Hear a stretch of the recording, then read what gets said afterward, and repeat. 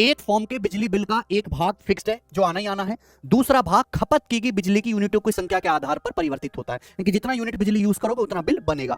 किसी महीने में 480 यूनिट बिजली की खपत होती है तो बिल आता है 1620 रुपए। दूसरे महीने में 690 यूनिट बिजली की खपत होती है तो बिल आता है 2250 रुपए। बोला अगले महीने में 500 यूनिट बिजली की खपत हुई है तो महीने का बिजली का बिल क्या होगा, एक बार बताओ। 1620 रुपए बिजली का बिल था, अगले महीने आया 2250, तो कितना बिल एक्स्ट्रा आया मेरे प्यारे? 630 रुपए आपका बिल एक्स्ट्रा आया। 630 रुपए क्यों? क्योंकि आपने 480 यूनिट की बजाय 690 यूनिट जो है बिजली यूज की है, यानी कि 210 यूनिट आपने एक्स्ट्रा यूज की है। तो 210 यूनिटों का मेरे प्यारे भाई 630 रुपए आपका बिल जो है आया है। तो यानी कि एक यूनिट का बिल कितना है? 3 रुपए पर यूनिट। ये एक यूनिट का जो है बिल आ गया। समझ में आई बात? सवाल पूछा 500 यूनिट बिजली की खपत हुई है तो बिल क्या होगा। अब आप ये देखो, कुछ बिल तो फिक्स है, 480 यूनिट अगर आप खपत करते हो तो चार फिक्स तो आना ही आना है कुछ बिल जो है, और 480 यूनिट अगर आप खपत करोगे तो बिल आएगा 1620 रुपए। ये है।